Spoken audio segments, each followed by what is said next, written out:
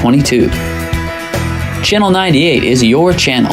If you have an idea for a program, want to host your own talk show, or submit a film, we're here to get your content on television. On Channel 22, we bring you live and replay coverage of government meetings and other town updates. A third channel, Blue Hawk Media, is operated by SAU 16 and can be found on Channel 13, with all your school sports, events, and meetings. You can watch Exeter TV online at exeternh.tv, Apple TV, and on Roku. Find us on social media for extra content. Subscribe to our YouTube channel and hit the bell to get notified about live streams and new content. Tune in to our platforms every other Friday to watch the Exeter Biweekly Report, with recaps of recent events, updates from town departments, and messages from nonprofits in your area. If you head to our website, exeternh.tv, we invite you to sign up to our newsletter to receive monthly updates about new content, upcoming meetings, and more. We'd like to thank you for taking the time to watch Exeter TV and hope that you tune in to our other content as well.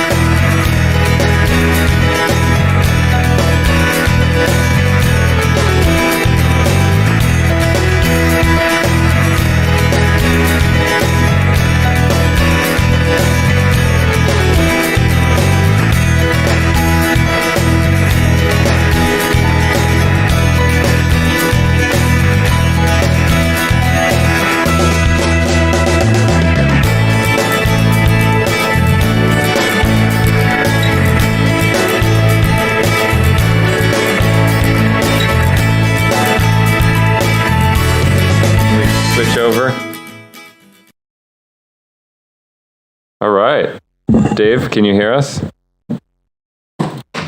Dave, are you there? Yeah. Welcome to our Trails Committee meeting. Sir, you're muted. I'm muted.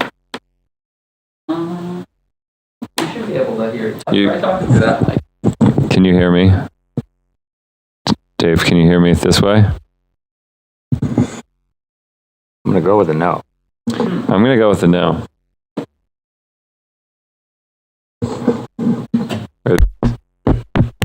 Those are on. We got the plus. Double check back. Mm-hmm.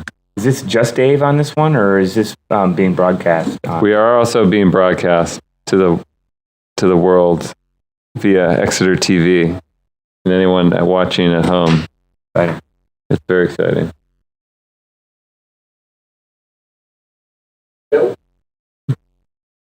They can't hear us. Yeah. We're familiar with these problems. This is the constant occurrence. This is Dave Hayes. This is right. This is why we don't do virtual meetings. It's worked. It has worked. It works. Can people on Exeter TV hear us, but Yes. Dave can't? Hey. Hey, Scott. Doing good. We're trying to sort out a problem with the microphones on virtual meetings, which is the worst. But we can do introductions because Dave will just wait 1 minute for you. We have someone online who's trying to make this complicated. Okay, so we don't know that anyone can hear us on the TV either. Dave can't hear us. They might not be able to hear us either. But that's all right. So I'm Andrew Koff and Conservation Commission. Damn, and a half. To reboot the computer. Second time out here. Guess he'll stay. Or not. That's still going. So they can, Exeter TV can hear me? Yeah. Okay. That's the problem with the little software that brings that into the. Oh yeah, Toby can patch Dave in on the phone. That's what you're doing. Okay. Technology. I see them. See, Dave's on it.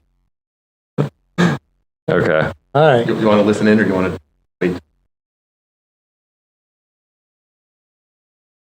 Oh man.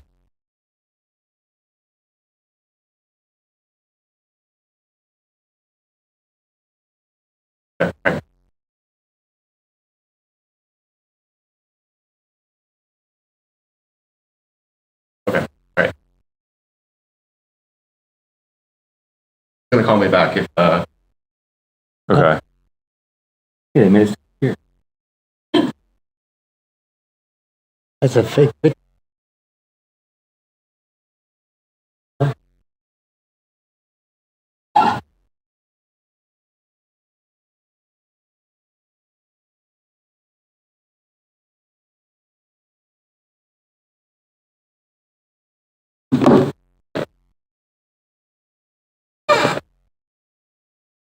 Recording in progress. Try now. There's Dave. There we go. Dave, can you hear me? gotcha. Yep. Okay. Looking good. All right. Weird. The old turn it off, turn it back on trick does the number every time. Yeah. All right. You don't have to like fill whatever you have on. Do we try the introductions again? All right. We'll restart. Welcome to our Trails Subcommittee meeting. I'm Andrew Koff, Conservation Commission. We can just go around and Bill Campbell, alternate on the Conservation Commission. Kyle Welch, Conservation Commission. now, if we have some other people here, we have Dave Short meeting virtually.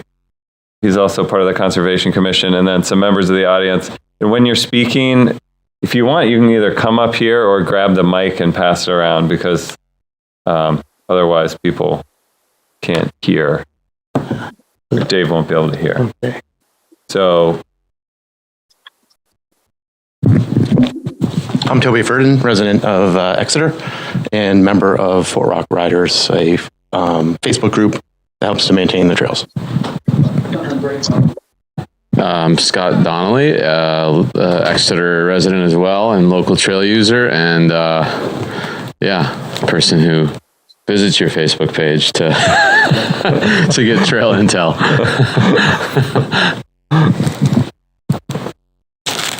And Krista Murphy, Conservation and Sustainability Planner for the town of Exeter. okay. So we are having this meeting just to continue some conversations from earlier this year, talking about there's a lot going on with our trails. There's a lot of needs. There's a lot of activities. There's a lot of things to think about and planning. And the Conservation Commission is charged with maintaining and managing town-owned conservation land, and that includes our town forest and other trail networks on other town-owned land. So we do have an agenda, but I'm open to hear anything from any members of the public. Some sometimes we've had other meetings where more people came, but obviously anything you guys want to bring up, we're here. So maybe we'll start with just the maintenance priorities. There's been a lot going on this year, and I know we had a list. I don't have that list in front of me from the spring when we looked at it, but I know a fair amount has occurred. Most specific, the big project that we were talking about at the beginning of the year was the new boardwalk coming out of the tunnel heading north in Oaklands. And that was a way to help get people from Henderson Swayze side up into the Oakland side. So that seems like a successful project, and is being used quite a bit. So that was one of the major ones. I don't know if you want to, Toby, if you want to speak to more other trail maintenance activities that have been going on from your side. Yeah, I think that was the major one that was organized early in the season. But there also has been, I didn't bring the list either, but there has been quite a bit of maintenance of existing bridging that needed some repair, plus some addition of new ones on town land and on some private land. Most recently at Fort Rock Farm, some of those sections that had been rutted out and pretty heavily rooted.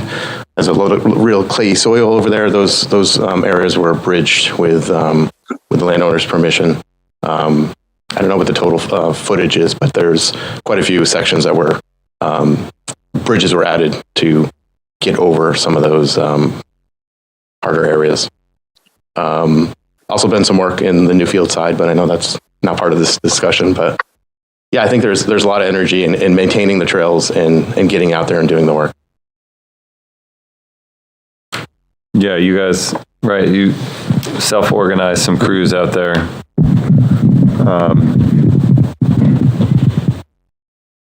In terms of there have been some other trail maintenance things that have happened too. I'll just bring up, I know, there's a gentleman from Yeti Land Care who's also done some trail clearing, down trees and things along some of our other properties in Little River and other areas. So that's been helpful to have him. And Bill, we want to thank Bill for all his trail maintenance activities. Bill's been mowing several sites. Not mowing, but weed whacking. Weed whacking. Yeah. I got about 2/3 of the way through the trail that parallels the gas line, but I didn't finish it because I've had some family things that have gotten in the way, and I'll have to get back on it in the spring. Which trail? The trail that comes from the tunnel parking lot up to the second landing. Long, and it was pretty well overgrown. It goes up, off that comes the trail up to Fort Rock and so from the parking lot to the second landing. I didn't quite make the second landing. All the way. Okay. So that was you. What? I said that was you. I was wondering because for a while there it was almost a curtain hanging over the trail. Well, I wanted to finish, but some things got in the way, and I won't get it done this fall. No, it's much better. And we'll get it next year. Yeah, that's cleaned huge. up. The one that goes around Morset. Somebody's taken those signs down, unfortunately, but the one that used to say Orchard Trail and I noticed that Orchard Trail sign got taken. And the one that says Little Spring Trail or something like that was on the other side, where it comes all the way around. Newer trails. And Morset. Yeah, and you're mowing in the not in the fields. You're saying no, the trail that goes around, and then we did clear out in the spring. We cleared out the Garrison entry to that. Yeah, and that's been great all year. All right. But and then you haven't White's Meadow too, or no? No, I didn't do White's Meadow. Dave O'Hearn or someone else? Could have been Dave, I'm not sure. For White's Meadow, you mean connecting to Court Street? Yeah, There's actually a neighbor a neighbor. who knows that path Huh. from his yard and then the area around the pond. Yeah, He's somehow affiliated with the property in the past, and it's not clear to me how. But the sign out there that has a person's name and it says someone's pond or something, Okay, he's affiliated with that. right. Oh yeah, there's a sign, right. Yeah, yeah. And then there has been some recent work, also part of the crews from Yeti. I've not been out to take a look at it when I thought it was just beginning to replace the roofing on the shingles on the kiosks at Henderson, Swayze, and Oaklands. They were in pretty bad shape. So I know that then The one at the trestle lot? both and Oaklands as well. So the And then the trestle one- lot and the one on Newfields Road north of 101. And then I don't know if you mentioned it when I stepped out, but we're working on adding additional footpath trails in the adjacent to Brickyard Park, the playing fields that are there. Not the pond side, but on the other side of the road where the soccer fields, or they use it now for flag football. The trails are in, but we need to add a kiosk, an informational kiosk, and get some additional landowner permissions. The trails. Yeah, actually I went there today because I was been meaning to go, and I was like, I need to go check these out. And it's hard to, there's flagging, but it's not easy with all the leaves down. They definitely need some more use to make it navigable. Yeah. But it's neat. It's a neat addition. Yeah, I mean, so kind of the history of it, apparently that area was part of a brickyard. So weird to talk at the podium, but part of the brickyard. And they would build bricks there. And there's a dirt road spur that they would transport the bricks from there to the railroad. And so when you leave the soccer fields or the playing fields and go down the slope, you're walking on this, pretty wide old farm road, and then it eventually connects to that spur that leads out to the railroad.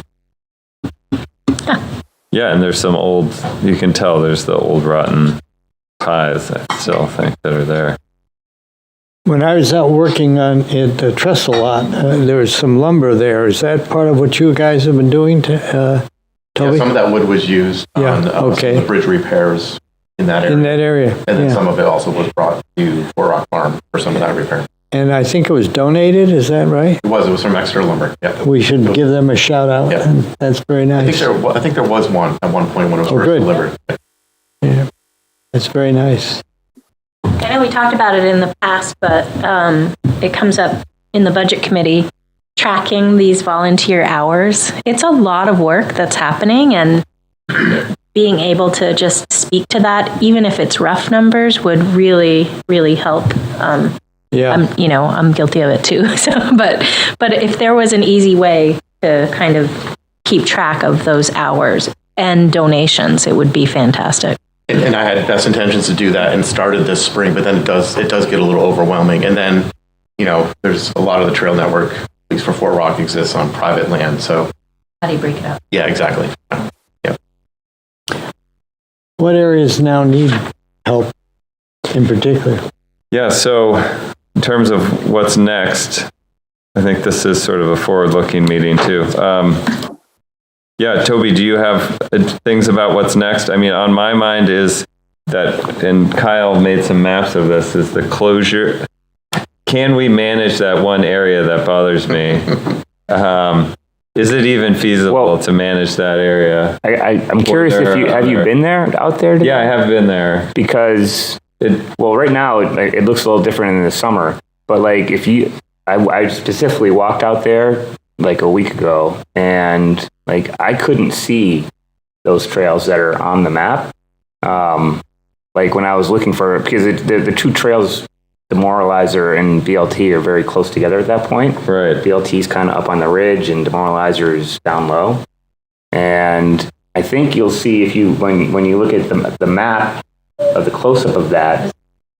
The ones that are the zoom, the far right one there, first of all. Dave, can you see and hear all this? I can hear it, and I can visualize what he's talking about. Okay, so I think you do need to share it on the screen. So what we're looking at here, this is the biker heat map, which the darker the blue, the more use that trail gets. You can see the top, there's a trail called Side of Lettuce, which gets almost no use. And if you go on it, there's places where there's trees that have been down for quite some time. Yeah. It goes underwater. Years they've been down. What's that? For years they've been down. And I think most of the people that use it do it accidentally because when you're heading northbound on BLT, like you kind of come up this little rise and then the Side of Lettuce keeps going straight. And if you don't know to turn, then you might keep going straight and then saying, what happened to the trail at some point? Because I think most of the tracks you see are people that went that way and maybe even turned around. But I think the trail that could be... That was talked about, actually, I think, at our last one. I think Dave mentioned closing that because it really doesn't add... It's wet and it doesn't add a lot of value. But so then, if you look at there's another map that's the runner heat map. And if you look at that one, there's actually a lot more cross between BLT and Demoralizer for the runners and walkers. Yeah. Like, don't know how many bikers are actually using those trails to connect.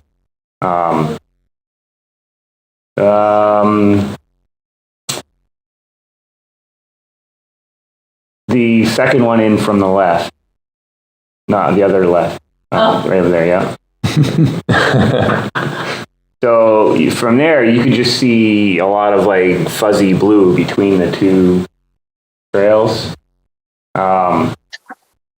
where they're close. And I think it's just, like, there's nothing to stop people. You just got to kind of walk down this hill. So to close it mechanically, to kind of block it off, you're going to have to put like some kind of, I don't know, fencing or something there because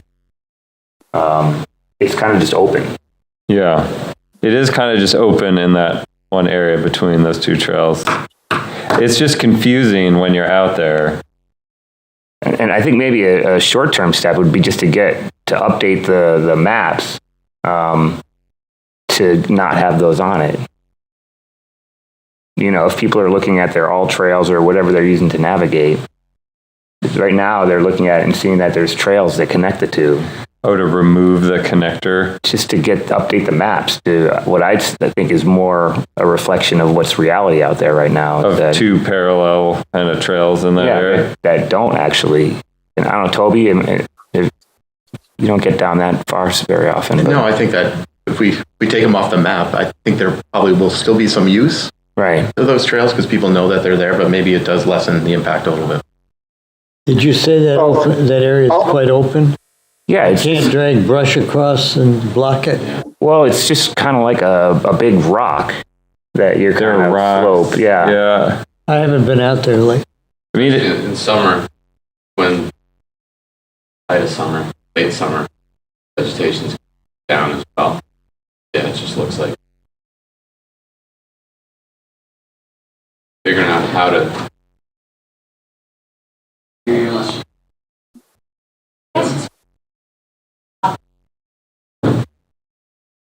Seems too official.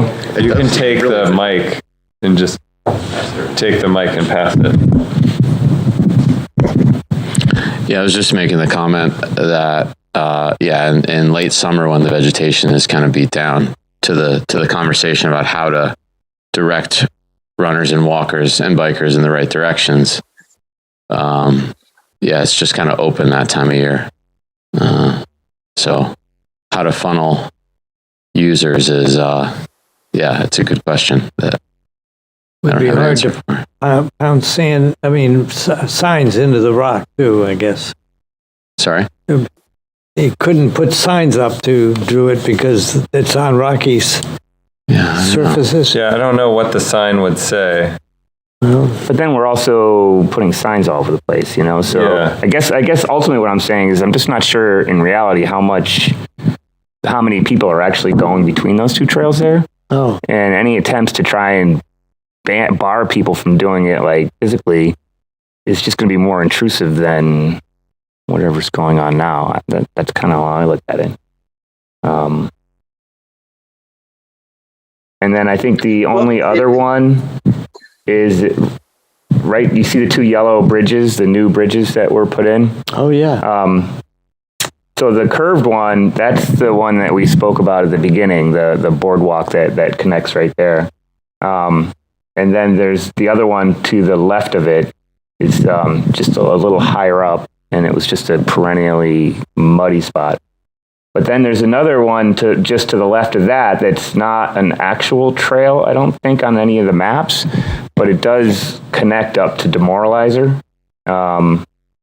And again, if you're coming from the tunnel and going up, it's just at a section where it just goes straight. And Yeah, so I've done that. If you don't know that the trail turns towards where the left-hand bridge is, it's easy to just keep going up there. So that could get brushed in and to try and decrease use. But I do think that that is maybe an original trail. I think that was, or not. I don't know. It's a challenging section of trail to get up there. That's been there for at least 20 years, ever since I started. Yeah, so it's also right along 101. It's beat to death. Yeah. But I don't know that. I mean, the fact that it's been there 20 years, I mean, don't we have, I mean, people close trails for rehabilitation and to let them rest. Oh, it's a terrible trail. I'm not advocating to keep it open by any means. Okay. I just, if you were to pull this, Kyle's suggestion of pulling some of these trails off the mapping systems would help. Also, if we could get everybody to buy into maybe not performing any maintenance on a trail we don't want used anymore. And because we've got people that are very gung-ho, and thank God they are, about clearing trees that go down and stuff like that. Well, if we got a section of trail that we don't want used anymore, if we stop clearing trees, then eventually usage is going to go down. So between the two of those things, and it's not a particularly interesting trail to ride. So yeah, I think the amount of traffic will be minimal. I guess I would just suggest that if a trail is being closed and removed from the map, that not everybody uses the mapping software. And so we went through a lot of effort to be sure all of the trails were documented, because people were getting lost on the network and were unable to figure out where they were. So if so, I think that should be combined with some sort of dragging brush onto the trail, at least to disguise the entrances. How about putting trail resting sign out, and maybe resting another 10 years. Yeah, or just a simple trail close. Yeah. So in the case of the side of lettuce one, I think that makes sense. But I think, at least in my perspective, between BLT and Demoralizer, I don't even know where you would drag the brush to, because it's just kind of like that whole section. Right. Is, Okay. So I think, maybe, I guess my experience too with dragging brush, I tried, there's this little faint wisp north of where side of lettuce rejoins, and the red trail or BLT takes a hard right hand turn. There's this wisp that goes off into the middle of nowhere. Can you see what I'm talking about? And I think that's all people that didn't mean to do that and followed this thing. I put a ton of brush right here one time, and I came back a few weeks later and it was gone. Like somebody had cleared the brush that I put to block the trail. So it's like confusing why like I spent 10 minutes like making it clear this wasn't like an accidental tree that like fell over and is now blocking the trail. I didn't, so I don't know. I think that's why if we do brush in these things, we do need a sign to tell people what's actually happening.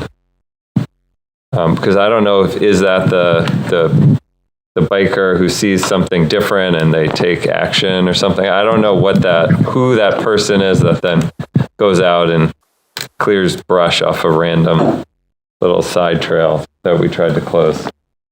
Yeah, I don't know who's doing it, but I think it happens network wide. You know, Yeah. we always do, you know, little reroutes and little, you know, closures of corners, but, you know, somebody who is not paying attention maybe thinks that, oh, some brush here that we need to move off the trail and fix the fix that we just did. And so, Right. yeah, it happens all the time. It's frustrating, but you just got to keep up on it. And there's been many times where I just keep closing it and closing, not that one in particular, but other sections. And eventually it sticks, I think. Now's a good time to do it because it's hard to navigate the trails in general. And with the leaves in place. Right. Yeah. I do feel like maybe a sign does make sense in a case like that, where you can say, hey, if whoever's doing this, if you have an opinion, please contact, you know, whoever, just so that people know this is not something that just fell. Yeah. Because they might think they're doing a good deed, and Yeah. you know, it might be obvious to you that you dragged the stuff there, but maybe they Right. think, well, this is random, but let me see if I can do my good Right. deed for the day. Right. I did my good deed and then they got to do another good deed. I was just going to add that up in Durham, there's a pretty significant trail network, which you guys have probably all been up there. And at different times of the summer, they were closing different trails for different reasons, whether it was like reforestation or it was land use. And I'm not positive if that was the university's land use people, or if it was Fish and Game, or who exactly was closing. I think it was attached to the university, but they were just doing some small signs and some just like blue or red tape and just basically requesting people go different directions. And they were just real narrow, like little like shims that they were just putting in the ground, I think, at that time of the year. But I was going to say, maybe it's just a quick study on like what other municipalities have done to effectively close trails that they don't want used. Yeah, there's a lot of different ways we could do it. I did inherit some of older. Do you remember I showed them to you one time? The older yellow trail closure Concom signs. No, they're on. No, they're plastic. Yellow, lettered. Yellow background, black lettered. Oh, okay. Yep. We did try a few of those on the network. The problem is that they either blow down or they get taken down pretty quickly. So I think there has to be a little more communication if we're going to post certain sections as being closed. So whether that's posting on Facebook, on the Concom site, on Fort Rock Riders, and then actually physically putting something out there, I think it has to be communicated across many channels to get the point across. That trail in particular, I don't think it really goes anywhere, so I think that's an easy fix. But we're talking about the sections along 101, maybe it's a little bit a harder sell. On that one that I was bringing up. Yeah. Yeah.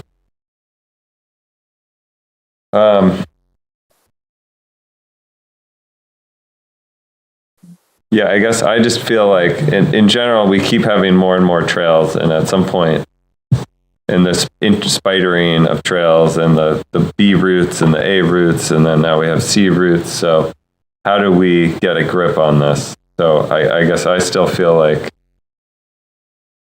the trails and the impact to the trails is still growing, and I'd like to see us trying to rein things in where we can. And we've talked about it a fair amount, but we haven't actually had success in doing that on the town forest. So any help and ideas people have, I mean, I could go back out there and brush that thing in at some point, but maybe we do need little trail signs, and then maybe some joint post on the Concom And saying like with the picture of what the sign's going to look like, and saying, if you see these and you see brush, leave it on the trail. We're trying to close down some, not trails, but unapproved or accidental spur trails or side trails.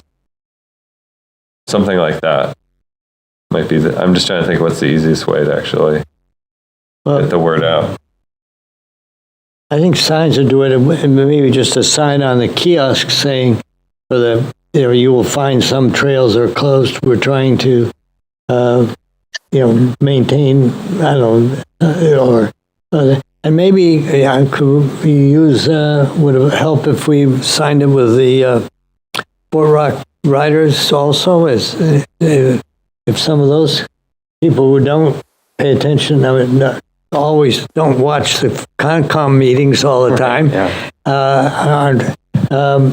but just ride out there and are sort of connected to your group, to say, oh, those guys want to do it. Okay, I think I better, go along with them because I like that. And I think we you would guys be have looking for buy-in, right? Or reposts or whatever, however you want to do it, Toby. maybe on just the kiosks, but Or on the kiosks. I don't know. Or on the people come from, may not always. well, Right. frankly, saying that I'm not- Comcom wants something is one thing, but saying that a riding group, which is riding out there, wants it also, might have an influence on the people that come from, say, downstate a little bit or whatever. Yeah, maybe that's a good point. Maybe it has to be more official. Maybe it needs to be communicated, like I said, across channels. I'm not sure how often the kiosks are really getting used. I don't really think bikers as a group use the kiosk because the maps are Maybe dated just and don't posting include on the your whole website. system. Maybe. That's a good place. There's some good, occasionally look and they've got some great pictures of things that have happened, avoid this spot, whatever. Well, I think in the short term, if we were to eliminate the side of lettuce trail and put some brush to block it on both ends and get it off of, I think a lot of people that come here that aren't familiar with the system don't just show up and ride. They do a little research with or download the GPS files ahead of time. And so getting the online maps updated to not show these signs, because if you don't know and you come to an intersection and you look at the map and you don't have the heat map, they look the same. I think How do you pull the trail map? How do you actually do that to get it removed? I think we have a local All Trails person who has the ability to edit. Don't know about Strava, but I think they eventually. Yeah, I don't know. Yeah. There's a local admin who has access to trail forks for Fort Rock, and he can make those changes. So whether it's a naming change or pulling trails off, that can be done. I just don't know what the hierarchy is and how long it takes to cross-pollinate across all the platforms. Right. It could take months, because I know even just the simplest updates on trail forks sometimes will take months based on your operating system, your phone or computer, what have you.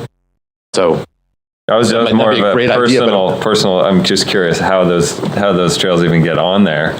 So, but that's on the Strava heat map. the Strava makes sense. Yeah. Right. People use it. The algorithms. Sorry. I was just going to say that the Strava heat maps like this one they're crowdsourced. So every time someone goes there, it's automatically going to go straight to that heat map. So that the Strava map might be the most difficult one to control. Right. Yeah. Yeah. Yeah. Yeah. Some signage could help, but like even this on the Strava heat map, it doesn't have a trail on that one we were talking about earlier by 101, but I don't think I see a trail under there either. No, there's not. Anyways, it's interesting. So I think that's a good idea. We can. But again, with that one, I feel like if you just made it clear, brush or something, most people that are riding up that hill at least are doing it by accident. Right. Like you're pretty good if you can get up that. Yeah, that might be one where just even like a big log at the beginning or something might help steer people around who are not making that one little turn. I think you do the brush in combination with a couple signs and see what happens. So, something to the effect of trail rejuvenation. It was done quite a few years ago over by the industrial park. There was that trail coming over from the Northbrook Trail back towards the industrial park that had gotten really boggy and worn out. Signs were put up and people respected the signs. A new trail was put in and that old trail's disappeared. So it worked there. I don't see why it wouldn't work here. Okay. All right. So we're going to kind of just live with this mess that is that area between those two trails, I guess, at this point. And maybe work through the system to try to get the maps updated to not reflect those as trails. To not reflect those two, yeah. Okay. Well, for now, let's try to do the one as you come out of the tunnel, going straight up, and then the side of lettuce. Make those two the first attempts, and not try to bite off everything at once. But those are two obvious ones. Okay. Good with that. Are there other? Kristen, you're really good with writing. You want to come up with some verbiage for the signs? Yeah, sure, I can do that. And I think there's budget if we want to order something official looking, Something somewhat, Maybe we want that because if we try and laminate something or whatever, it's not going to survive the winter. It's going to blow, yeah. It would be good if we could. A few of these things could get done maybe before winter fully sets in, and then if the sign could withstand winter into the spring, that would be enough time. Yeah, I don't think it gets much use in the winter at all. So but anyways, I think we'll sort of moving on, I guess maybe, we can move maybe on. moving back just a little bit as far as the trail maintenance that's gone on really in the last year, a lot, I think, because of maybe the organization of the Fort Rock Riders. But there's been in the last maybe year and a half, the amount of maintenance that's gone on, it's pretty incredible. And it's been done at zero cost to the town. It's been on the back of volunteers and donations. And I know people got lumber that was kind of from a condo association was getting rid of all their decks, and we had to take all the nails out of it, but that became the S bridge out of the tunnel. But I think what's great is that the majority of them are either have been perennially really bad locations that really needed something, or they were existing bridges that hadn't been fixed in 10 years and were starting to really be in disrepair. But what's nice about it is all the repairs, I think, are really high quality. They're all pressure treated. The people that are putting them together, they're going to last a long time. And they're also doing it for bikers. They can do bridges that have a pretty big gap between the planks. But if you walk a dog or even walk children or something like that's kind of not so fun for that. But all these bridges are dual purpose and are good for kind of everybody to get around on. So I do feel like they're kind of serving the overall community pretty well. That's great.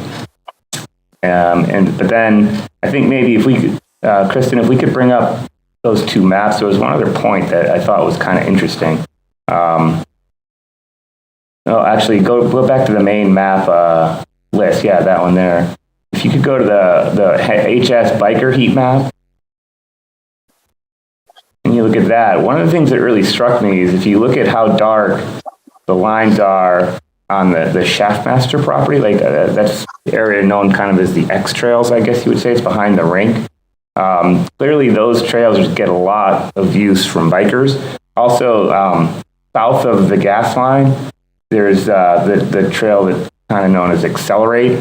That gets a lot of use as well. If you could switch over to the Walker Runner heat map.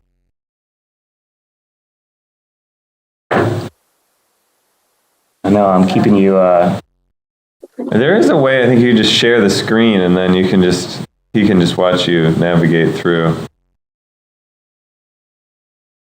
The HS Walker Runner heat map. So now, if you look at the heat map for that one, Still sharing, okay. there's very little Walker, or at least this is according to Strava. I don't think walkers especially are as likely to be Strava users, but I know that just from my own personal experience, like if I'm going to walk the dog, I don't use the I guess I would call them the plate of spaghetti type trails that the mountain bikers kind of like, that are, because you'll walk for half a mile and you've gone, 100 feet or something like that.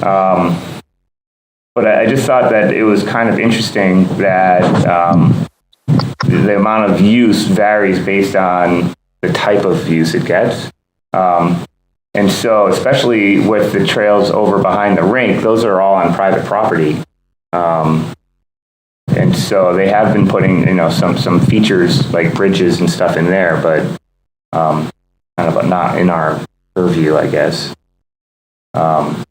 Anyways, I just thought that was something to consider. It's just, I guess on the conservation land, there's mostly walker and runner type trails. And the biker type trails are and you'll see the same thing north of 101. Most of the most popular biking trails are on the private property up there. Right. Are we going to lose that, the Accelerate and the Orchard Trail south of the gas line there? Kind of right where Kristen's cursor is. Are we going to lose that with the Rose Farm development? Is that all going to go? No. No? The developers have actually stated that they're willing to work with the trails community, the biker community, to any trails that go away, to reroute them.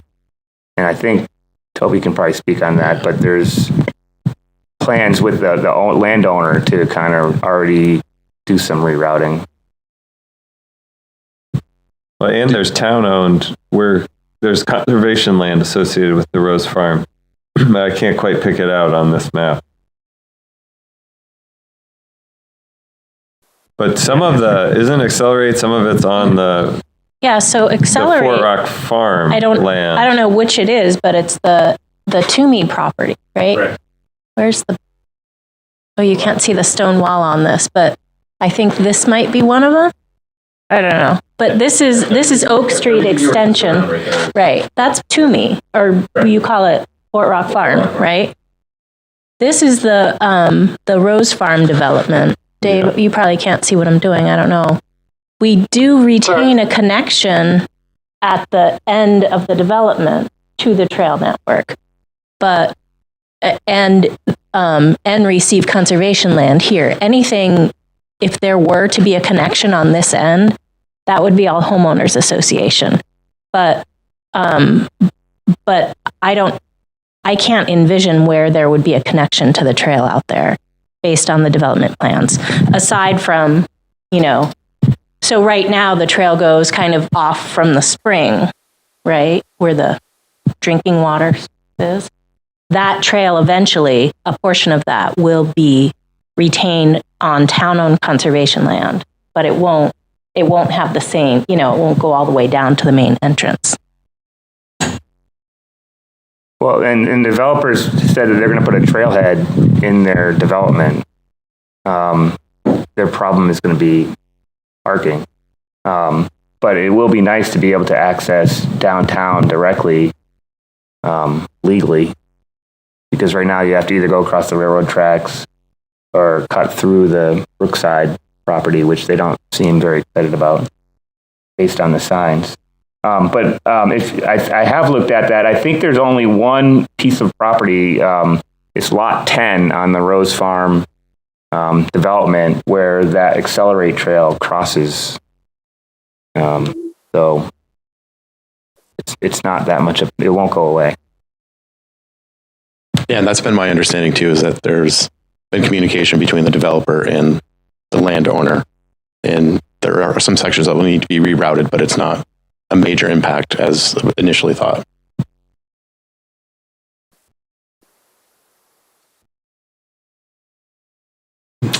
Okay, well that's good. But yeah, And there's the other potential, the Carlisle property and Shaftmaster properties, both are potentially going to be developed as well. So those spaghetti trails also maybe, yeah, the ones behind the rink. Yeah. Bread and butter than mountain bike. But at this point, we don't know the fate of all of that. We've not seen development plans.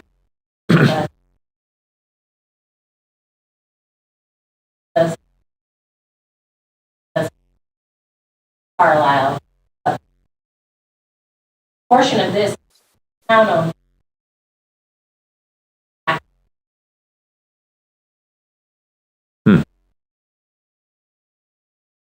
Yep, things will continue to evolve. Well, I mean, I think at some point, if those properties go away, there has to be a discussion about, do we add some mountain bike trails onto the conservation property? You know, and so I don't know. It seems like you're not going to be in favor of more trails, but I think right now the mountain bikers are heavy users of the trail system. So that's for a future date discussion or something like that, but something to think about, I think. I think that really depends on what the greater network looks like when that time comes to, and what land is conserved and what land is lost to developments network-wide. Well, we should also look at what other conservation opportunities are there in these private properties or other properties in terms of adding to this network, either through town-owned land. I mean, we are somewhat due to add on. This is another discussion we don't need to get to today, but I know we've looked at conservation priorities, and there's still other potential land that could be secured out there.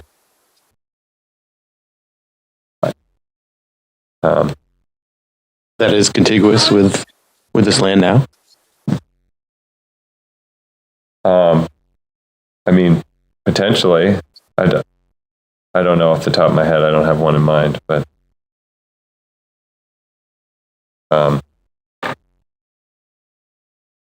yeah, I don't have one in mind. But I mean, just like the fact that we're adding this Rose Farm addition is interesting. Although it's also, not a total addition. So, any other thoughts on trail maintenance or are there other planned trails maintenance activities? I think maybe one thing that we need to think about is how maintenance happens on the conservation land. Right now, what happens is if a tree falls on one of the trails, myself or Dave or a couple other people go out there and just remove them. Or if there's a bridge that is missing a plank, somebody replaces it. But I think maybe there needs to be a more formal process for if someone wants to add a bridge, something like that. How can they do it and have it be officially okay? All the stuff I think that's happened out there has been well done and needed. But at some point, maybe there needs to be a process. Yeah, and this meeting is the process, I see. And as between this and the Conservation Commission meeting. So, would they just send an email to, I guess it would be Kristen, and say, hey, I would like to put a bridge here, and then that's how the process happens, or? I mean, we don't have a more formal process. We could invent one. I don't know if there's a need for a more formal process other than Kyle, they come to you, they come to me, they come to Drew, whoever, and we just bring it to the Conservation Commission. Give a description of what, if it even needs to elevate to that point, repairs and stuff, maintenance and stuff like that. No, it doesn't need to elevate to a formal process. New structures, probably, we should run that by the Conservation Commission. But repairs or kind of in-kind replacements I wouldn't say need to come to us, but yeah, if you're Right. expanding a structure on town-owned land, then we should talk about it, I think. Then we'll make the conservation committee. We're essentially being the eyes and the ears. And then we can relay whatever the sentiment is back to who's ever proposing it. That sort of thing. So it doesn't have to be this rigid formal process, though, by any means, I don't think.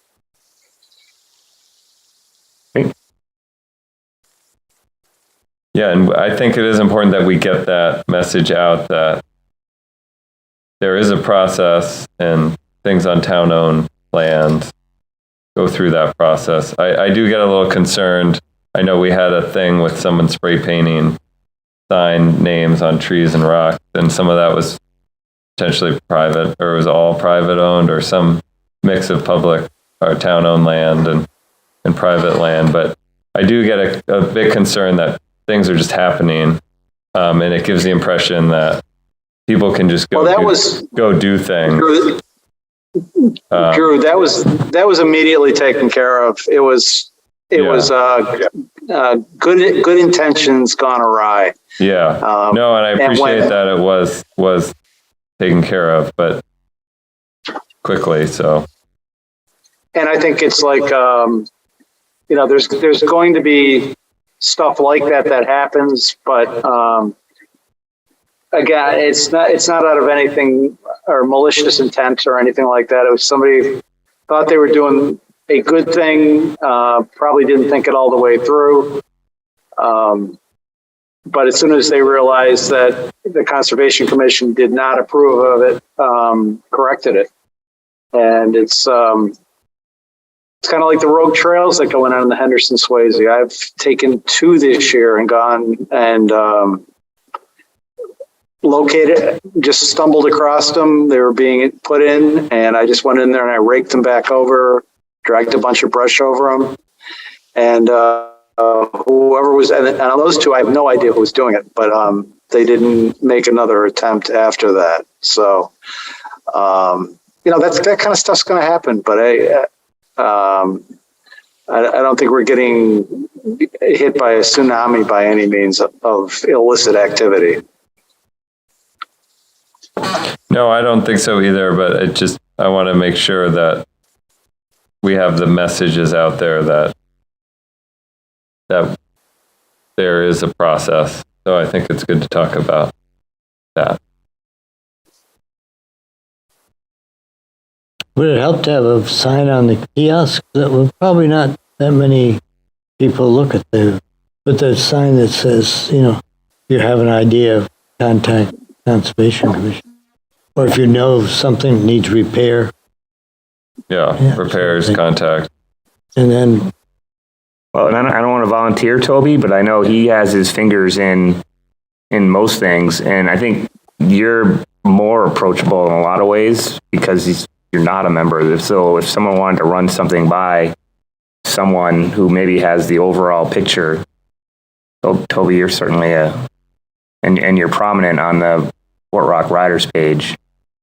So, and Dave's our official contact. I mean, right. He's out there too a lot. Oh, between the two, you guys get together anyway, don't you? Yeah, I think for the most part, we all know that whatever repairs or any trail maintenance, minor trail maintenance or minor repairs, it just gets done. It's sometimes amazing that, we'll have a windstorm come through and within 48 hours, I think I always say like everything is clear and it's just somebody posts something and before another rider can get out there, it's already gone because somebody has jumped on it. So I think, having the discussion about what, the in-kind improvements, I think there's a few out there that probably still need to get done. There's definitely a few older bridges that need some minor repairs. I haven't heard any rumblings about any major improvements in terms of structures or building out there, but it's there are some areas that maybe need a little extra work. But I think Kyle's right. Yeah, like I try to keep active on that page and try to hear what's going on, and people will talk about things. So I talk to Dave on a regular basis, so he and I bounce things back and forth, and try to make the best decisions when we think we can make those decisions. And beyond that, we'll bring it to you guys. Okay. So we don't need to discuss any proposed trail maintenance activities right now. It seems like we don't have a list in front of us of X, Y, and Z to go over at the moment. I have a list. They don't exist right now on Townland. There's a few things that Kristen printed out last year's project list. A few things that are still straggling, but we'll get to them this year or next year, but nothing major. Okay. Kristen, did you have any maintenance ideas or Townland? Town forest? No. Okay. Okay. What about signs? I know that was one thing we talked about a lot last time. I know you've had problems with signs being taken. We've had some of our signs taken. And then we had some debate about blazing because we have our colored blazes in our network versus the trail named signs. And we also have some signs that are like this way to the parking lot. And I'm trying to think about, and then we have the kiosk map signs too. So we have several different ways to communicate, and they're all slightly different. And it's a bit of a mishmash of things out there at this point because our maps don't really reflect the actual trail maps online these days. And the colored trails are pretty good. And I know Bill's done a lot of the painting out there with other people. Not a lot. Some of them. We've done a little bit. So we do have a sort of, it's not the most cohesive sort of signage as a trail network, I would say. So I think something we need to think about is, like I was up at Mount Agamenicus and they have these nice little painted signs and it says 0.2 miles to this trail that way and 0.4 miles to this trail that way. And it has like lat longs, which I don't know is that useful, but they have more information at each little trail sign. I don't know that we want to get into hand painting lots of little trail junction signs because that seems like a pain. But I think we should work on improving signs so people can know where they are. And because of the emergencies, we've had people getting lost and stuck in the woods, particularly now. I'm sure it happens more when it gets dark this time of year. It's still nice out. People are out there and it gets dark quick. Toby, have more signs been stolen since you had that? No, no new signs have been stolen, as far as I know. The little little toolboxes that we had scattered across the network, those for the most part are gone as well. But yeah, I think we're up to about 10 signs have been stolen over the years. It's in a particular area, and I still have more signs to hang. I have more signs ready to go, but I've hesitated based on some comments that were made last meeting in the spring. But I think, the evolution, I've been in the area now for 11 years. And I think when I first started riding there was blazes very intermittent across the network. And, the lore was that you had to get lost out there before you kind of found your way. And I understood that. And then I think, several years later, we added the little cedar numbered signs that somebody at Riverworks had made for us. Those work for the most part, but they fall off. A few of those got stolen. They're hard to see now because they've aged. And that was the number of signs that corresponded with the most recent map.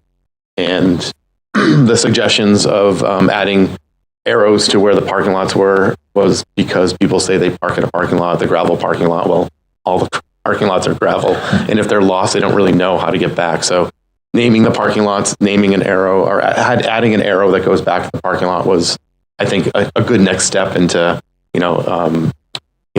embellishing the signage out there a little bit from these little cedar signs. And then I think, as we developed trails in Newfields and that landowner was supportive of trail signs, there was a lot of positive feedback from not only mountain bikers, but trail users that it's good to have a reference point. They like the look of them. They're fairly discreet, I think.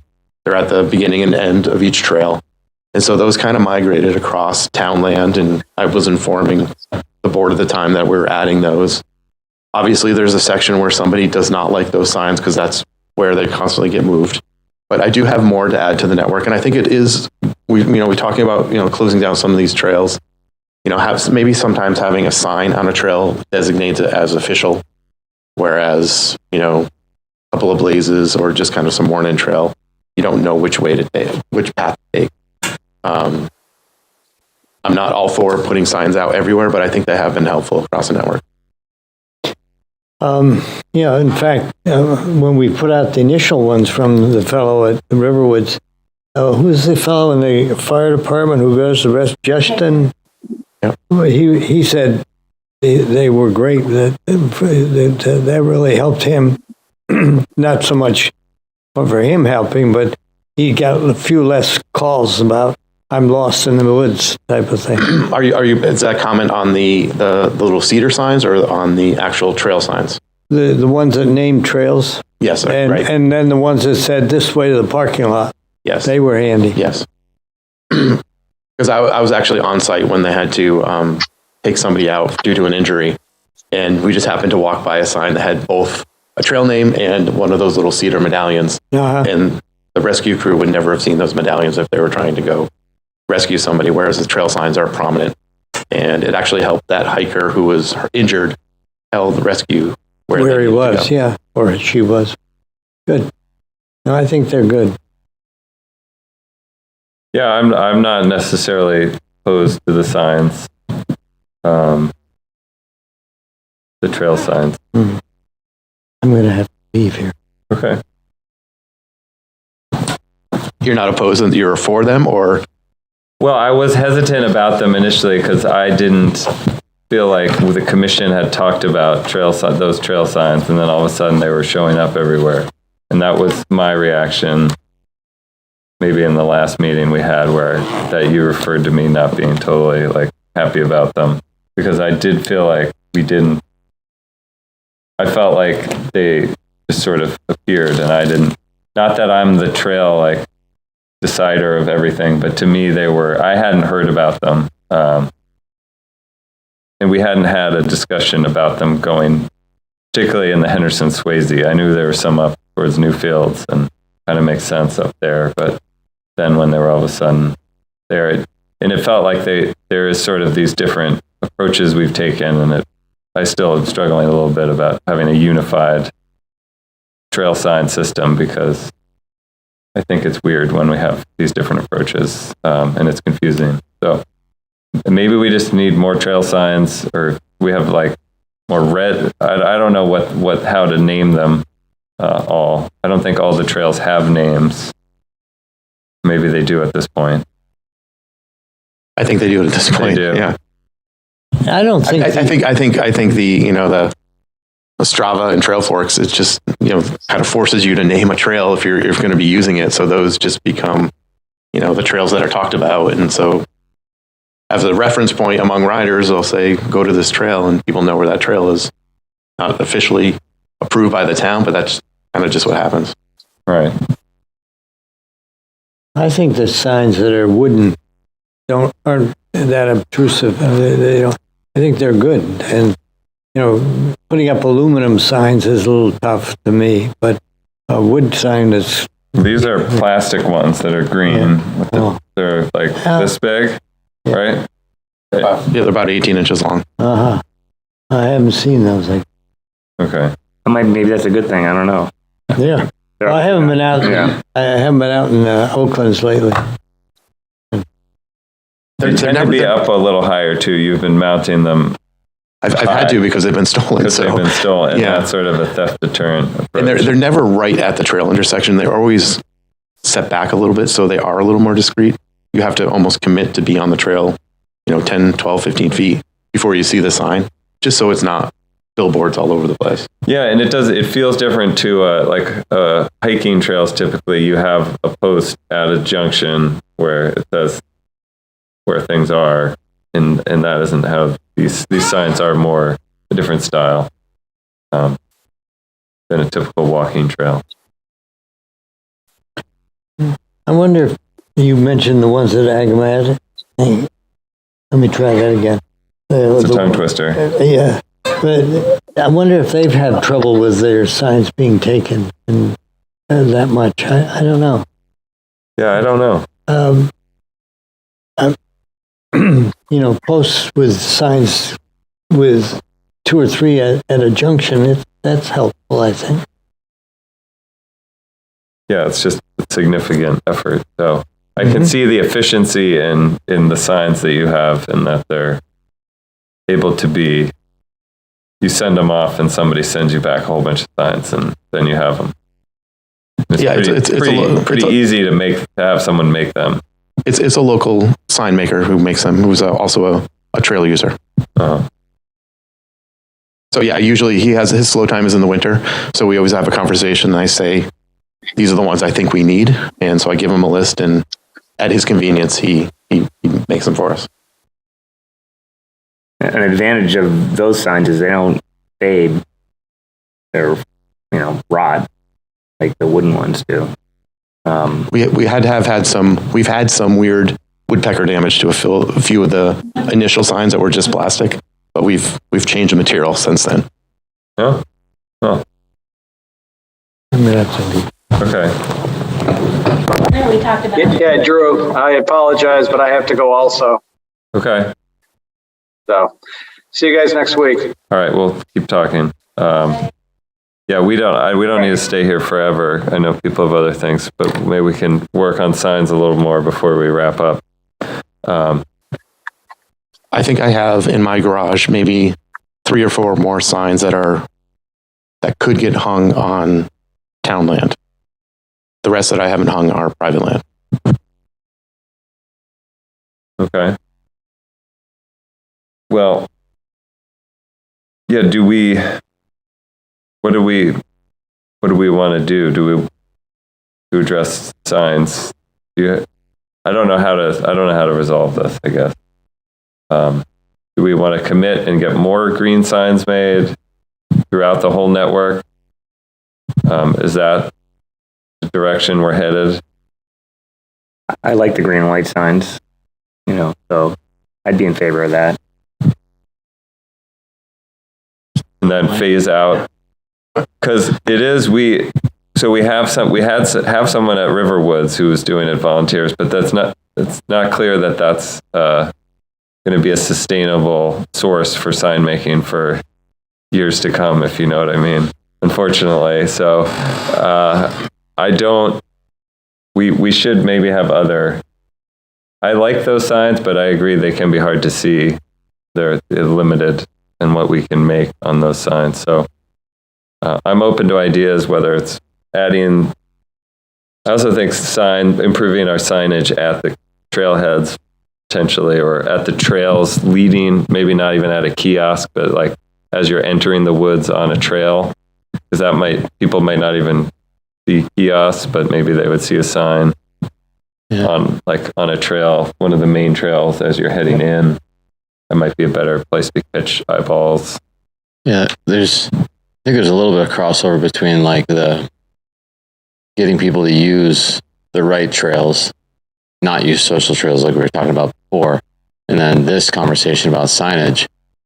I almost feel like the quote unquote casual users that like come from town, walk their dog, are in there once every so often, those are also the people that are the most likely to get lost. And I feel like those are also the people that tend to, maybe I'm extrapolating, but those are the people that tend to use the kiosks that are like in the parking lots with the maps that are also probably the most dated in terms of accuracy.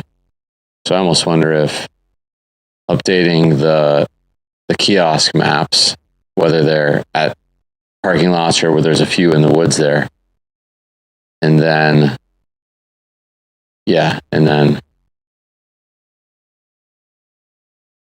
I almost feel like where the trail signs are, the green and white ones, are where the more experienced users are and actually know where they are. So those don't hurt by any means, but I don't think it's not the frequent users that are getting lost. It's the random, like, I'm going to go for a hike today, but I've never been in these woods before. I don't really know where I am. And my cell phone died. Yeah. Yeah, and I was talking about this issue with people getting lost in these woods, and they brought up the idea of trying to get more data on where in the network specifically people call it, because they store that information either where they found the person or where they called from or both, and see is there this Bermuda Triangle of spots, which I could imagine maybe some where you could easily just start kind of walking in circles, and not, yeah, like somewhere on the blue trail where you're like, I'm still on the blue trail, but I don't know where I am. That information would only be the people who actually called for help. Right. Versus the That's true. we see, or the bikers we see all the time that are wandering around all the way in Newfields. How do I get out of here? Yeah, ask all the way to Newfields and ask how close they are to one or Okay. Fargo. Oh, really? You encounter that? Oh, yeah. People in Newfields. I carry maps with me. Another rider suggested it, but I carry maps. A printout of the Trail Forks map.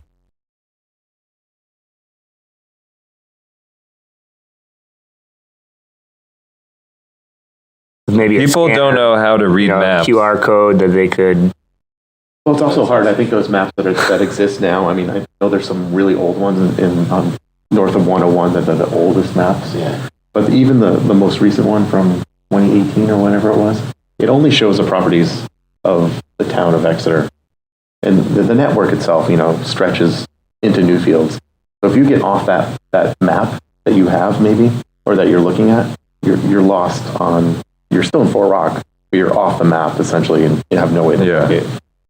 Yeah, no, I think everybody has a cell phone or smartphone. I still think the way to go is to push people to just go into OpenStreetMap, like Kristen mentioned, and do away with maps, because maps are always hard to update. And if we can just say, with the QR code to OpenStreetMap, people can see where they are on a dot on their phone. That's got to be the best. Yeah. I mean, I think that in terms of the kiosks, that to me, the people who those are designed for, they're not to help you navigate the trail network. Once you walk away from the kiosk, you don't have that information unless you've taken a picture of it or something like that. That's for people pulling into the parking lot, like, what's here? Where can I go? And kind of developing their plan for a hike, something along those lines. Right. Saying, okay, we'll do this and then this. But But at the end of the day, I think that they could be updated for sure. It's a lot easier if we could download the information from Trail Forks or something, because me going out there or hand editing like I had to do these other maps, that's just not sustainable. I don't have time to do that. But if there's a way to download that data into our format so it looks like our maps, I'd be happy to do that. We could expand it onto the private property at those kiosks. And we do. We have, I believe those maps have the trails that go to Norrisbrook, the Toomey Trail, or the Fort Rock Farm trails. And I believe they have the Shaftmaster trails. Okay. So it's correct. Yeah, but it's still not complete. But it does not have Oaklands. I mean, Newfields. Yeah. I don't know. I think this is a great discussion. I think we need to. I totally agree about uniformity. Whatever that is, it will look better if it's all uniform. It'll look more official if it's all uniform. And I think that it's just a matter of figuring out what is it we want to go with and sticking to that and getting it done, because it'll be worth it in the end. I think people feel more secure when they're walking on a trail that they see signage on. They feel more secure when they see markers of some sort. And some of the cross trails that we're talking about, I think we have an ability to keep up with them. It's just a matter of deciding that we want to do it. Closing the extraneous portions. Take some work. Yeah, agreed. Yeah, so we all think we want more signs. I think that's we can agree to that. Do we want to move forward? Do we all want to just recommend continuing to use this local sign maker and the green sign for better or not what I'm calling the green sign? I guess I would say so, and we talked about this last time. Toby did bring up to Dave and I about the signage. So it was discussed. Did we discuss it and identify where the signage was going before the Conservation Commission? No. So I would say whatever we do, this trail committee should recommend to the Conservation Commission. Right. And then as a board, they decide. I so agree. That there's not that we should report gap. out whatever we think. So I'm just trying to develop, a recommendation here and not a final decision. Well, I'll just throw, I guess, one, like when I first started the riding here, the red loop was incredibly helpful because I was like, I don't know where I'm going, so I'm just going to follow the red loop. Yeah.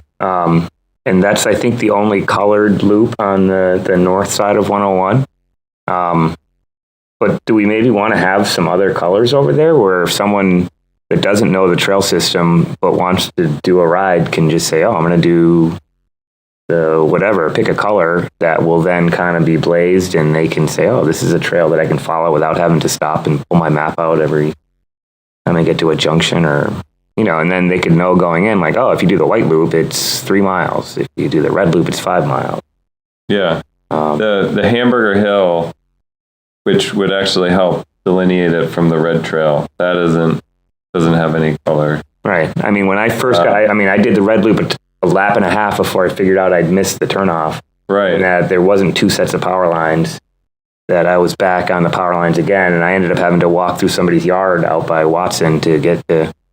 But anyways, or maybe as for the number signs, maybe there could be kind of a progression where you just follow 1, 2, 3, 4, 5, 6, or maybe a symbol that, the wood signs, like maybe the diamond shaped ones where. Well, I think we need to do away with the number system. I mean, I think the number thing is on the way out in my brain. It feels like weird. Well, you could have a symbol on it. You could have a beaver loop where, you'd have some kind of a symbol that you knew if you were following those signs. Trail name. Yeah, that it's just like a named loop that someone could say, oh, I'm going to go do this beaver loop and follow the same symbol all the way around, and it's going to take you back to, or I don't know, something like that for help. Having a specific blaze, in addition to a trail sign. Like maybe this is just getting too complicated, but. Yeah, I guess that's the challenge, is what's doable. But like something like, that Hamburger Hill, you need more than one trail sign at each end because it's long and windy. And there's all those little spurs. So I could see some more blazing out there in addition to trail sign.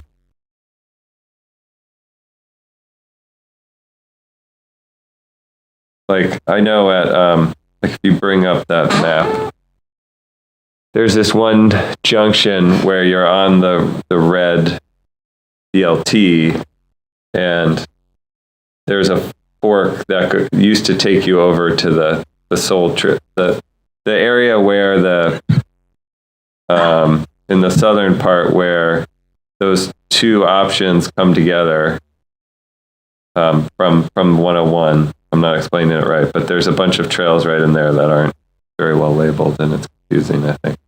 So there are a lot of places where I think some more signs would help orient people, like Oakland.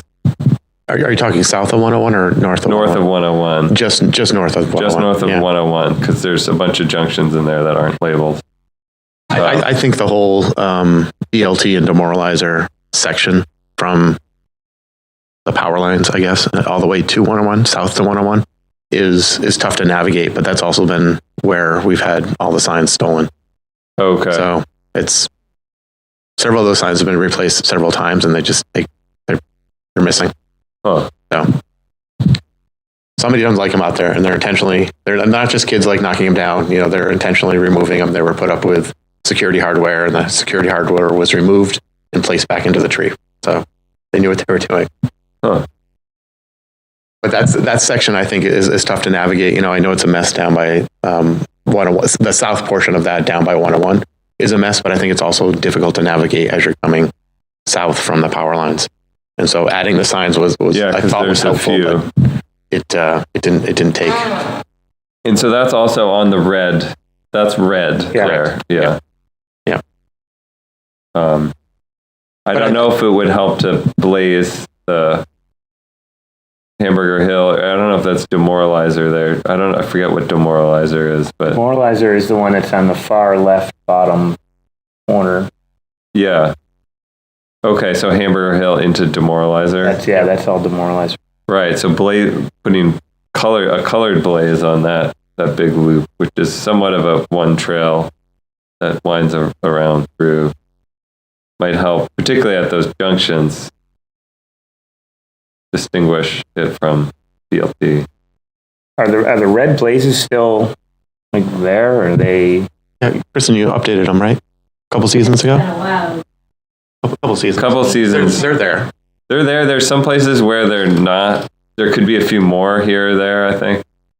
If somebody's lost, I always say, look for the blazes, but also, if you don't see them for a while, stop and look behind you, because there are some gaps. And there's some, some blazes that were put on, birch trees that have fallen over the years, and right. The blazes are still there, but the tree is on the side of the trail now.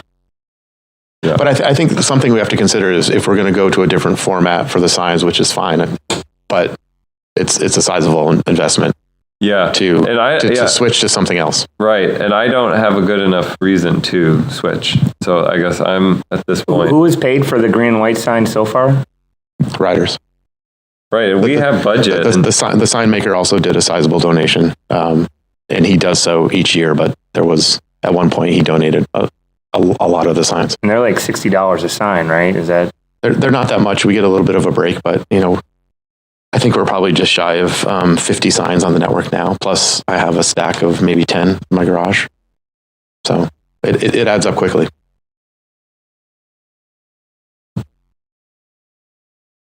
We do have some budget. So, certainly, I think it would be money well spent to work on signage. And I don't know if we can get our act together this year. We have a meeting. We have 2 more meetings, I guess, to figure it out. One's on next week. Well, if we continue with the format that we're using, a lot of the trails are already signed. So it's just, focusing in on some of the problem areas and deciding where we need additional signs north of 101 and where there would be a benefit of adding signs south of 101. Yeah, or additional signs like this way to parking lot or this way to tunnel. Yeah, I would agree that those ones that are out there, the larger ones that point to the parking lots, probably are going to need to be replaced pretty soon. Yeah, or some more of them in other locations, because you might be lost and far from one of those somewhere. I don't know. I think you probably experienced this as well, but as a rider being out there, there's problem areas, even for riders, where you always see people congregating in certain areas because they're a little bit unsure of where to go next. So they are pulling out their phones, they're talking with people, they're maybe hoping another person or a rider will come by to talk to them about it. So I think we can maybe, if we're going to go forward with adding signs, think about those locations that we both, or all of us, experience on the network, and decide if maybe we want to put more of a directional sign in those locations as well. Yeah. I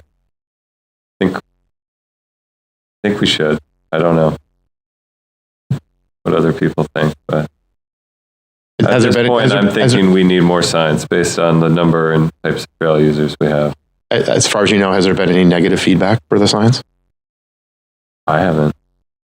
Kristen, you'd probably be the one that people. Yeah. I don't know why. other than curmudgeonly people like me sometimes, who says, this is... I have this isn't... signs everywhere, signs. I got signs are... Back, it wasn't this way 20 years ago. But, no, I think we're not serving trail users by making them hard to navigate.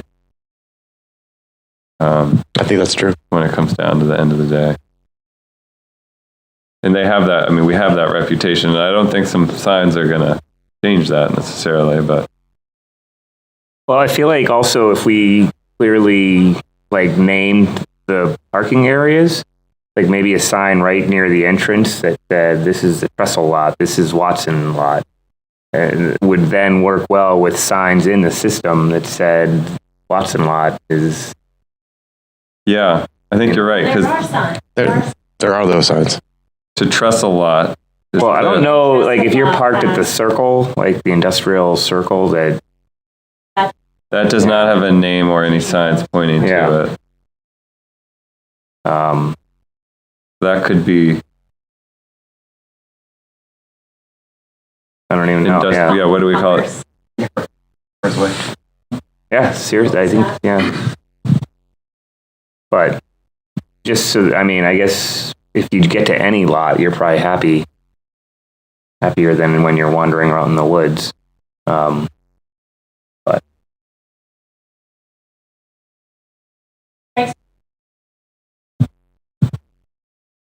there needs to be some. Come sit out here, Kristen. Seems like there needs to be some on the ground decision making. But where are these locations? What's right? Is it signs? Is it directional information? What? Yeah. I could see us doing more blazes in Oakland. I think the fact there's just one big red loop, and the red loop in the northern part is really quite hard to follow. North of the power line, or? North of the power line, because there's a lot of trails and trail junctions up that way. Yeah. And there's the snowmobile trail, and they have some signs that are up too. But I've had trouble following it up in that northern part, the red loop. Yeah. It's not because there's a bunch of junctions, and you end up just going somewhere. And there's definitely more opportunities for blazes on the red loop. I don't know if any of the other trails need to be blazed besides that demoralizer. But I guess I'm more inclined to have directional signs getting people to trailheads or start points. Strava uses these start points. They're all called Fort Rock. I'm trying to think. I do like the idea of having better names for each access point. I mean, we have Watson Road. We have what do we call the Newfields one? Oakland's lot? Oakland's. Yeah, just over 101. Yeah. Yeah, I think that's Oakland. Deer Trees. Deer Trees. So then we just need an official name for the Commerce. Maybe it's Commerce Way. But there's no town land to put a kiosk, right? So. But it would be just to Commerce Way. Mm-hmm. Could just say Commerce Way. Yep. It doesn't need to have a lot. To be on town land, or with landowners' permission? I'm sure.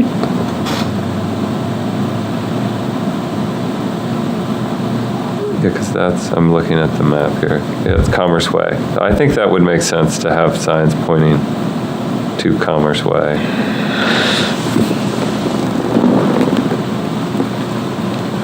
But where exactly would those signs be? I could see something like by the 101, like because you come under the tunnel and you're faced, I guess it seems to point you from the tunnel. It's more easy to find the trestle lot. But if you were trying to get back to Commerce Way, there's not a lot of signs. So yeah, there's a lot of little minutia which gets overwhelming, and it's hard to decide anything. So Yeah, I don't think know. it's something that can be decided in a meeting. I think it's going to take, time in the woods to figure out where the weak spots for signage, blazes, and what would be the right solution. Yeah. And maybe that's our goal for the next year, working with Four Rock Riders, is identifying where signs should go and what they should say. I don't know. To me, that seems like a good idea, to shift from sort of trail. I mean, we still need trail maintenance activities, but maybe the next big project is improving our signage. I think that's very reasonable and easy to do. Yeah. I feel like most people that get lost north of 101 though. I agree too. Is it? Okay. I think that's what we should get some info and prioritize that. I think pretty much everywhere south of 101, you can hear 101, which kind of gives you a frame of reference. Whereas you could just look at the trails that are on the northern part of there. If you start going on those trails for a little bit, you get so turned around that a lot of the times you'll look and you'll see, you say, oh, wait a minute, I was just there, through the woods, and you think, you're somewhere far, far away. It is very easy to get turned around. Yeah. I got on some trail that wasn't even a trail up there at one point. I was like, how did I get off the trail? Kyle, I'll disagree a little bit, because I think that once you are north of the power lines, the signage out there is enough to keep you moving throughout the network, and there's enough blazes to, if you were wanting to follow the red trail, you could. I do think the problem area is south of the power lines off of Watson Road to 101. I still think that is tough. It's tough to navigate, and it's not only because there's some other side trails, it's just the blazes are few and far between. And it's just a difficult area. So I would guess that a lot of people get lost in that section from the power lines to 101. And it's a lot of trail too. It is a lot of trail, yeah. Yeah, it's a distance. Yeah. And even the power lines it's confusing where you come out and you're like, which way do I go to the trail? Some places.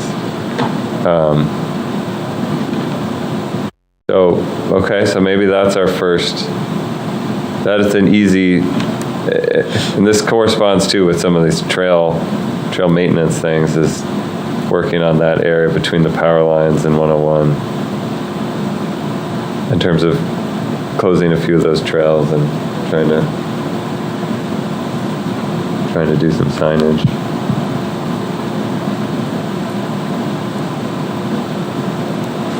All right. That's good. I think this has been useful. So it seems like the green, should we talk to the commission about the green sign concept? Do we have any pictures of what those look like? Could you send us? I can give you a sample if you want. Or you could bring in a sample? Yeah. That might be useful. So everyone I also have sent, I can dig them up, but I have sent pictures Yeah, you have. over the years of when they've been mounted and where they are. I can also take a map and indicate where they all are. Okay. The density will be higher in new fields as it, then it will fade out as it progresses over here. Yeah. Yeah, all I know is there is the western front. That's pretty much the only one in Henderson Swayze. There's Dean Stream, that's private land. Right. There's one at Western Front. I have the other one hanging at the other end, but I've hesitated. I have some for Accelerate that are not hung. I have some for X Trail, again, not hung, private land. Okay. But the rest of the red and blue, the blue, green, yellow trail, there's I don't have any signs for those. Right, those aren't. Right. And then there's the sort of the Camel's Hump area that has a mix of unmarked trails in there, which is kind of confusing to me.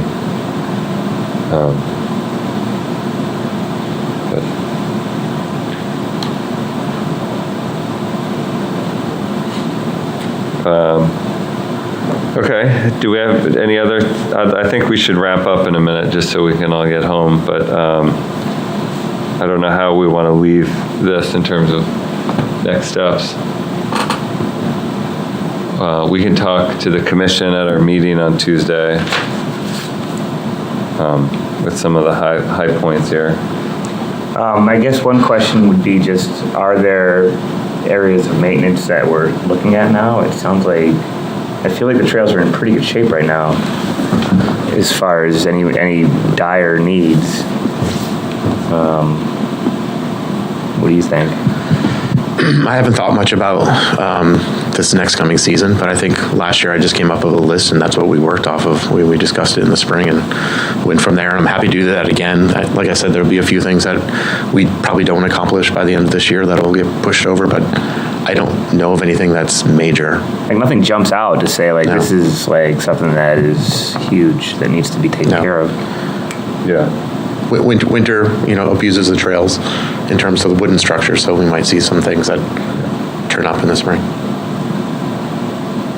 Yeah, I think we have some potential funding that we could commit this year to either more lumber for the miscellaneous trail projects. Like that one part on Jolly Rand that I keep complaining about but haven't done anything about. It's fine now. Exactly. And signs. So maybe we can get a few signs made. Those two things would be good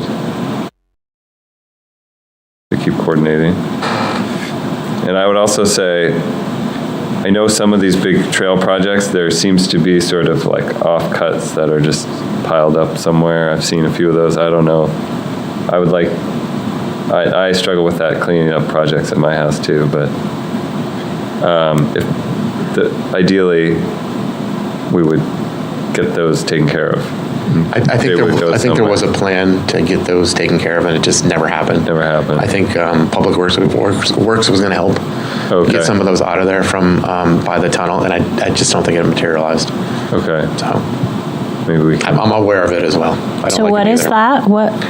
There's piles of wood. That center trail that got put in? There's Pile of offcuts. offcuts. But there's a pile at 101 or? There's the pile at the gate at 101. Oh, Off the highway. Yeah. There, where the tunnel is. And then there's also some along the trails.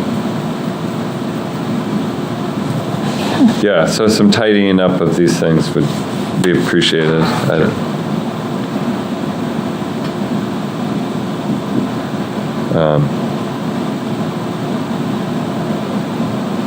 Okay, so we need to decide as a commission if we're going to commit to the green sign and or more blazing in the town forest, and what we want to do with the kiosks. I think that's our struggle. Does that sound yeah. okay? I mean, we need to decide that now? No. No, and maybe we can just bring it up. Okay. I mean, I guess I'm okay with the green signs. I don't have a reason to change course at this point, so. But I don't know what other people's opinions are. Here, I like them. you like, okay. My wife doesn't hate them. She's the artistic one. Okay.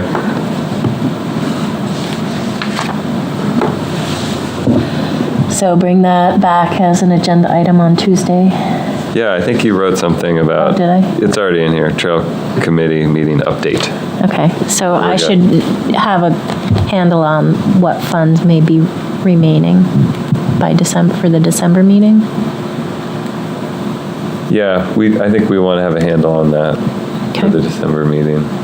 And we could, if we do, are you getting more signs made?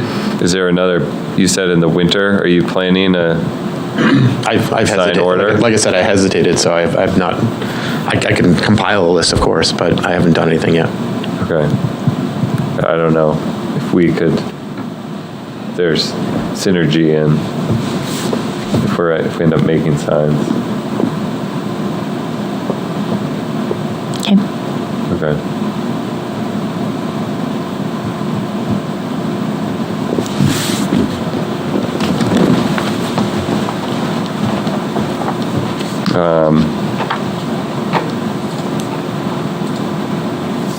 All right, and I guess lastly, there's that ongoing trail closure at the power lines. I guess there was some talk about that was being more extensive than originally thought, so I think maybe For the power line work? Power company? the Captain's Way, off Captain's Way. But Yeah, I haven't checked in a few days. I know that I can hear them working, but I don't know what the progress looks like. yeah, Yeah, I did, because the gravel, I was not expecting gravel to be placed down, and the widening that was done out there. And so I reached out to the applicant's rep, and they basically said that this is required for safe ingress and egress to do the pole replacement work. And it's hard to counter that, you know? So I don't know. She did offer to meet toward the end of the project and talk about restoration possibilities, but I honestly don't know how you can pull that kind of gravel out. They are using timber matting like they presented, obviously, for the wetland crossings. right, so this is the sort of muddy, bony upper areas. All within the power line corridor from Captain's Meadow. Remember, there were 2 power poles that were getting replaced. Right. And this is Eversource, it's not Unitil. So Unitil was before you. Right. Before. Their approach was very different from this. It's kind of shocking. Okay. I've had quite a few phone calls about it. It seems a little different than what they proposed. So. I don't remember hearing about gravel placement. And it's in the buffer too? No. No, it's not in the buffer. No, It's all in just upland. it's within the power line corridor. Okay. All right. Well, I Well, guess- we don't. Well, yeah. I just have one question about that is, I guess this is maybe other business, but I think one of the problems is parking at the trailheads other than the traffic circle. It's like on Watson Road, there's often people parking in the street, Yeah. which I think the neighbors are not best pleased with all the time. If they're gonna bring gravel and stuff in here, then is there a chance that that parking area there on Watson Road could be made larger at some point, like next time they're doing work or something like that? Well, this is on the other side. Yeah, Chris and I, No, I know, we've but- talked about that, but there are some constraints that yeah. I think we both discussed. So the parking lot at Watson Road is basically as large as it can be without a wetland permit. And so even like town permit aside, it would require a state permit to expand that parking lot. Is it something next time they come through with a project, the Conservation Commission can say, as part of that project, could you include the wetland permit and all of that for expanding that? Maybe, but What about on the other side of where the power lines continue? yeah, so that's so where it leaves Captain's Meadow, the development, Captain's Way, I mean. No, I'm talking about on the Watson Road side. Like there's the Watson Road parking lot, Yeah, but then Watson Road kind of takes a jog and the power lines keep going west. Is there any chance for an additional lot, like on the other side of Watson Road? I guess I need to think about that. I It's think private. that's private, yeah, private land. private. In there? Yeah. And I think it could be dangerous to encourage people to walk across that on the curve, that would make me a little nervous. But, I don't know. I don't know that there's a good solution. I think the only solution I can think of is encouraging people to park in another lot when that lot's full, but they're not doing it. So, and I think part of that from what we've discussed in the past is because the trail conditions from other parking lots aren't as good as they are from that lot. And so people are more prone to park there because it's a better ride. And so there was work to improve the trails, right? And so, and that's kind of been the impetus to do the recent trail maintenance, I believe. Yeah, to access the Newfields trails, it's, Yeah. you know. So, I don't know. You could, I guess it worries me a little bit that the Conservation Commission would encourage an applicant to fill more wetlands.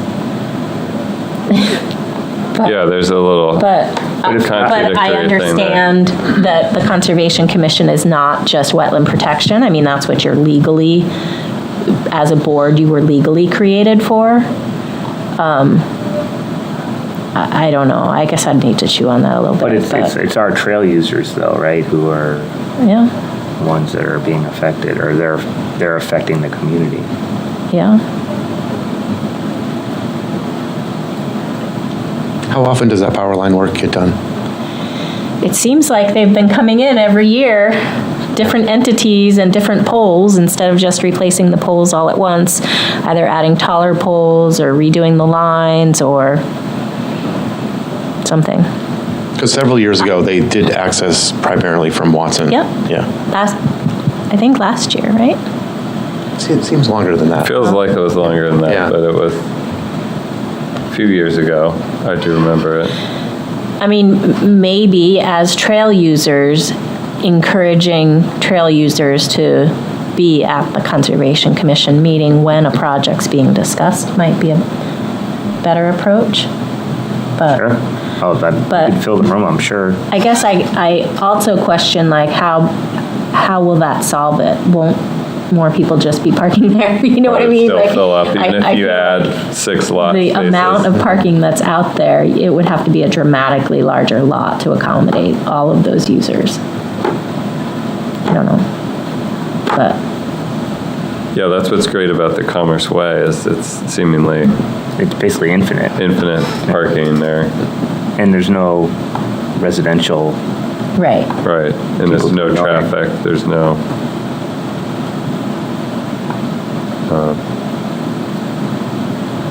So we need lots more trail signs pointing to Commerce Way. Yeah. Everybody to Commerce Way.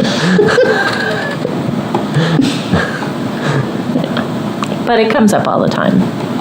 Watson It Road comes up parking. all the time, you're right. Yeah, Yeah, I don't know. I mean, it's a problem, and we need it's a to... problem. It's a problem Do for we the need police. no It's a problem parking? for the users. It's a problem for the residents. Do we need signs saying no parking on the street, go to somewhere else? Commerce Way? I don't know. I don't have the solution baked in my head right now. Yeah. It was definitely more of a problem during the pandemic. A lot more trail users were using Watson Road, but it's still, it's ebb and flows, but there's some instances when it's still bad. And is it single people in a vehicle, or are people carpooling? I just, where are they all coming Probably a little from? single. It blows my mind. I think it's I mean, you have your bike, so it's on your car Yeah, and on the rack, and so you show up, and Toby and I ride there, so. Right. I think that if there's, some type of quote-unquote organized ride, sometimes they do a really good job of packing cars in and, blocking people in yeah. to accommodate more cars there, but that doesn't always happen. I don't know. It's a blessing and a curse. The trails get wonderful maintenance, and we have a really loyal local community who really wants to put the work into the trails, but it also draws more people, so we get a lot more users, and parking is always at the forefront of discussion. Yeah. I mean, I've definitely seen people deliberately having rides out of Commerce Way when they knew there was going to be a lot of people, Yeah. which, that's good. Yeah. I mean, maybe the Conservation Commission, they know figure out the peak times, when people are riding out of that lot, and encourage people to find another lot for a couple times and get the word out. I don't know. I don't know that signing the road edge would do it, because then you'd need the police to be out there writing tickets, and Well, you've the one thing I heard think the issues at Drinkwater Road, it's not an easy solution. would be maybe no parking on the opposite side of the road, because when you have people lining, I don't know if that hasn't happened much, I don't think, lately. It does happen. When it's busy, it will happen. It doesn't occur as much as it used to, you're right. But then They're where parking on both sides of Watson Road? Yeah. Oh, geez. I never in the go up, I dead never curve. go up that Yeah. way On to the park. curve, yeah. Yeah, that's not right. Yeah.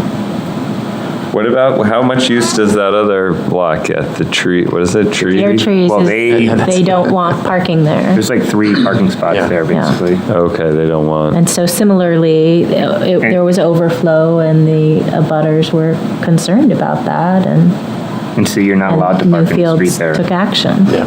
Okay. Yeah, so that was a situation where now it's back down to 3 or 4 cars, whatever you can fit in a small lot, no on-the-street parking. Oh. And our Oakland's lot fills up on a Yeah. busy day as well. And it spills out onto 85. 80, which is, it's wide-ish there. It's a lot of users. A lot of users. So, Well, I think in the deer trees, to their defense there, I think that's kind of a quiet road, and so kids Yeah. like ride their bikes on it and stuff, and when there's cars blocking the lines of sight, I think that's maybe one of their concerns. Like Watson Road and 85 are busy enough that probably not gonna see, much pedestrian or bike traffic. yep. It's a struggle. I don't think we're going to solve it tonight, but No. I think every place seems like it has a constraint that, Otherwise, it would have been expanded. Exactly, yeah. Years Yeah, ago. I know, exactly. I think I read some report that, from the Concom that was saying that the Watson Road lot was underutilized and should be used more often, and now look where we are, so.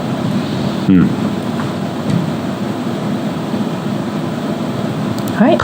All right. We good? Well, I think we're good. This was good. Thanks for Thank coming, you. everyone. Thank you. Yeah, this was helpful. All right, we're gonna end this? We're done. We don't need a motion or anything. Good night, Exeter TV. Hope everyone has a good night's sleep out there on their Thursday night. Thursday, great.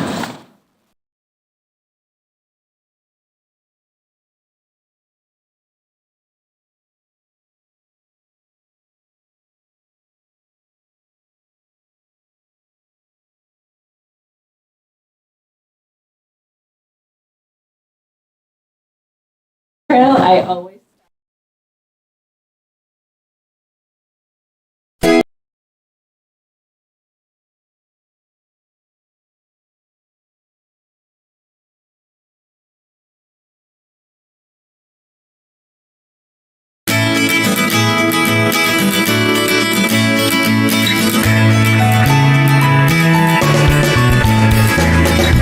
Thank you for tuning in to Exeter TV.